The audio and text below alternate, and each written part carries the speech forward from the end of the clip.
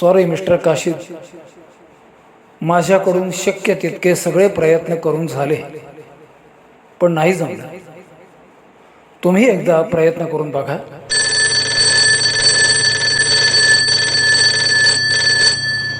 घड्याळाचा गजर वाजला आणि सदाशिव रामचंद्र काशीद जागा झाला.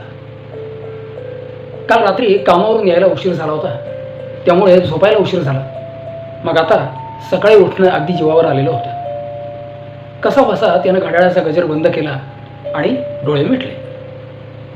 इतक्यात चाळीच्या नळावरून लोकांचे मोठमोठ्यानं बोलण्याचे आवाज, बादल्या सरकवण्याचा आवाज, नळाचं पाणी बादलीत भरत असल्याचा आवाज, असे परिचित आवाज कानांवर आले आणि सदाशिवची झोप पुन्हा चाळली. डोळे किलकिले करत स्वयंपाकघरात त्यानं डोकावून बघितलं. पाण्याच्या बादल्या आणि बायको दोन्ही गायब होते.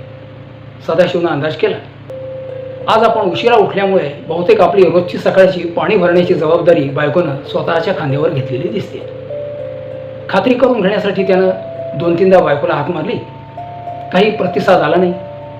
मग सहज त्यानं मुलांच्या बिछाण्याकडे वळून बघितलं. दोन्ही मुलं पांघरुणात गुरफटून गाढ झोपलेली. सदाशिवनं घड्याळात बघितलं. 8 वाजले होते. तो दचकला, ओरडला, मुलांनो, अरे अरे उठा, अरे काय ऐक नाही का, 7:30ची शाळा आहे सकाळची, आता 8 वाजायला आले, अजून बिछाण्यात घोरत पडलाय. एक दिवस बाप शाळेत सोडायला आला नाही तर दांडी. एक पोरगं कुरकुरलं, बाबा आज शाळेला सुट्टी आहे ना? का बरं? तेव्हा दुसरं पोरगं, आमचे हेडमास्तर गेले आज. चांगलं आहे बाबा, असं म्हणत सदाशिवनं त्या चाळीच्या नळावरून येणाऱ्या आवाजांकडे दुर्लक्ष करीत ऊस बदलली आणि जागा झालेला झोपी गेला. थोड्या वेळाने चाळी लगत असलेल्या रेल्वे लाईनवरून हॉर्न देत धडधडत जाणाऱ्या लोकलचा आवाज आला. त्यानंतर काही सेकंदांतच रस्त्यावरून टिंग टिंग असा घंटीचा आवाज आणि पाठोपाठ बस निघाल्याचा आवाज आला. अस्वस्थपणे सदाशिवनं पुन्हा ऊस बदलली. त्या बाहेरून ऐकू येणाऱ्या आवाजांपेक्षा चाळीच्या नळावरून येणारे आवाज त्याला जास्त बरे वाटू लागले. इतक्यात दारावरून दूधवाल्याची हळी ऐकू आली. पेपरवाल्याचा आवाज आला. पेपर टाकल्याचा आवाज आला. आता मात्र सदाशिवची झोप उडाली. मनातल्या मनात ते चाळीच्या नळावरून येणारे आवाज, ती धडधडत जाणारी लोकल, ती टिंग टिंग करत जाणारी बस, तो दूधवाला, पेपरवाला आणि गचकलेले हेडमास्टर, सगळ्यांना शिवाय हसडतच तो बिछाण्यात उठून बसला.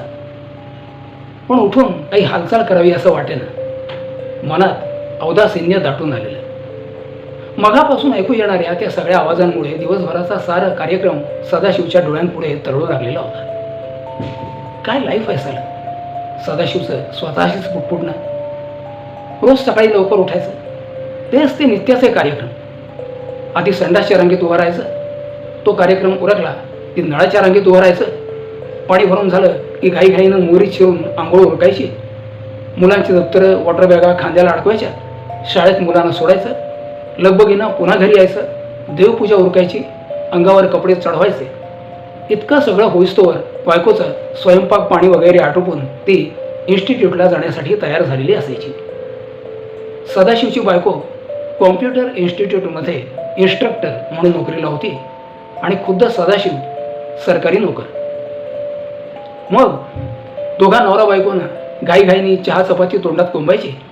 बायको सदाशिवचा डबा त्याच्या बॅगेत घालायची, स्वतःचा डबा आपल्या पर्समध्ये घालून घ्यायची आणि मग दाराला कुलूप लावून दोघंही सोबतच घराबाहेर पडायचे. बायको इन्स्टिट्यूटच्या रस्त्याला रवाना व्हायची आणि सदाशिव धावत पळत स्टेशन गाठायचं.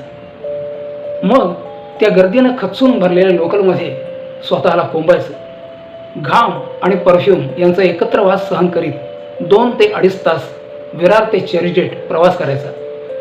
या संपूर्ण प्रवासात अंगातली सगळी हवा निघून गेलेली असायची. ऑफिसच्या आवारात जेव्हा सदाशिव पोहोचायचा तेव्हा त्याला पाहणाऱ्याला प्रश्न पडायचा की हा माणूस घरून ऑफिसला आलाय की ऑफिसातून घरी निघालाय. मग दिवसभर त्या सरकारी कचेरीत फायलींच्या ढिगाऱ्यात, कागदांच्या पसाऱ्यात कोलूला झुंपलेल्या बैलागत राब राबायचं. लंच अवर्समध्ये त्याच वातावरणात घरून आणलेला डबा गिळायचा आणि पुन्हा कोलूला झुंपायचं. संध्याकाळी परततानाही सकाळसारखीच परिस्थिती. स्टेशनला ऑफिसपासून धावत पळत जायचं. तीच ती गर्दीनं खचून भरलेली लोकल, तसंच कोंदट वातावरण. परतीच्या प्रवासात डोक्यात विचारचक्र सुरू व्हायचं. अजून किती दिवस, किती महिने, किती वर्ष चालणार आहे हा असा लांबलचक प्रवास.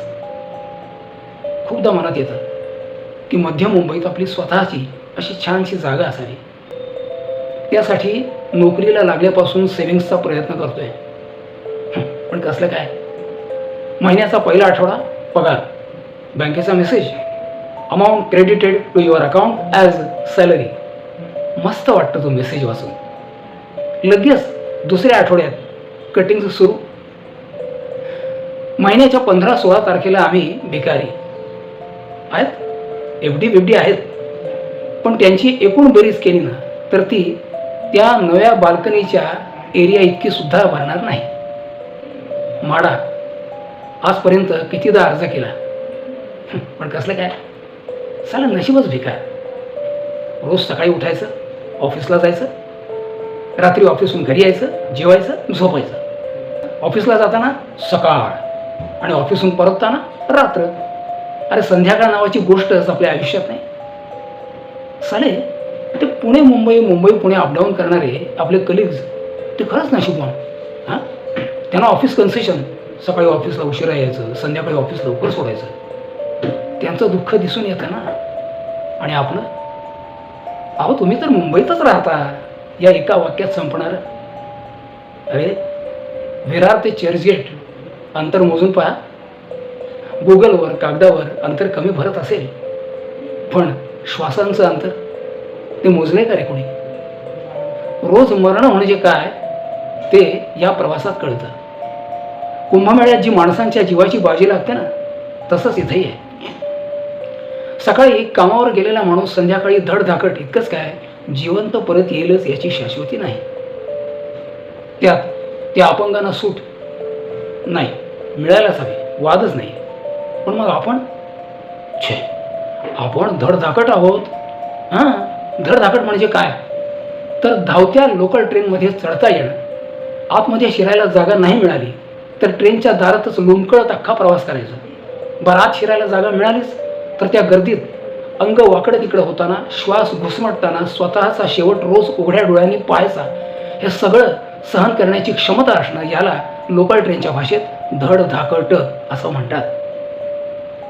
बरं, ऑफिसला उशिरा येण्याची किंवा ऑफिस लवकर सोडण्याची परवानगी किंवा तशी काही तरतूद नियमात आहे ना, स्टॅगर्ड वर्किंग आवर्स. पण मंजुरीची फायनल ऑथॉरिटी कार्यालय प्रमुख म्हणजे आपले साहेब. आजवर किती साहेब आले आणि गेले, प्रत्येक वेळी नव्यानं अर्ज करून पाहिला, विनंत्या केल्या, पण कसलं काय, ऐकतील तर ना. आणि नियमांवर बोट ठेवून भांडणं, स्वतःचे हक्क मागण्यासाठी भांडणं, हे आपल्याला आजवर कधी जमलं नाही आणि यापुढेही जमणार नाही. नियम माहीत असणं वेगळं आणि ते इम्प्लिमेंट करून घेता येणं वेगळं. खरं तर विरार आणि चर्चगेट हे दोन्ही लोकल ट्रेनचे स्टार्टिंग पॉईंट्स आहेत. पण बसायला तर सोडाच, साधं उभं राहायला सुद्धा जागा मिळत नाही. का तर हे उलटे बसून येणारे अति हुशार, यांच्यामुळे ट्रेन प्लॅटफॉर्मला येण्यापूर्वीच अर्ध्याहून अधिक भरलेली. मग काय, प्रवास करायचा दांडीला लोंबकळत. हे आता लटकले ना तसे. आयला आपली परिस्थिती म्हणजे ना घर का ना घाट का. सडा मिस्टर काशीद, सडा असेच. तुमच्या नशिबात हेच. विरार ते चर्चगेट, चर्चगेट ते विरार.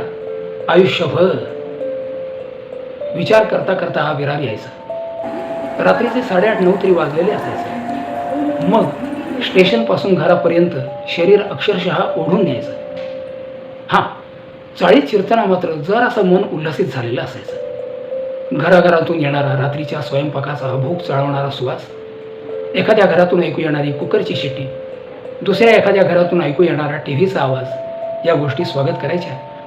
आणि मग उरलं सुरलं अवसान गळून जायचं. कधी एकदा गरम गरम जेवण पोटात जातंय आणि बिछाण्यात आडवे होतोय असं होऊन जायचं. मग घरात शिरून हातपाय तोंड धुवायचे आणि मुलांचे अभ्यास ऐकत नाही तर टी व्ही पाहत शांत बसून राहायचं.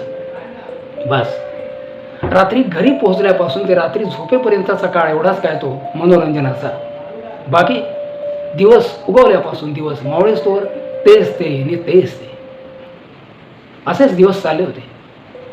आणि सदाशिवच्या आयुष्यात तो दिवस उगवला.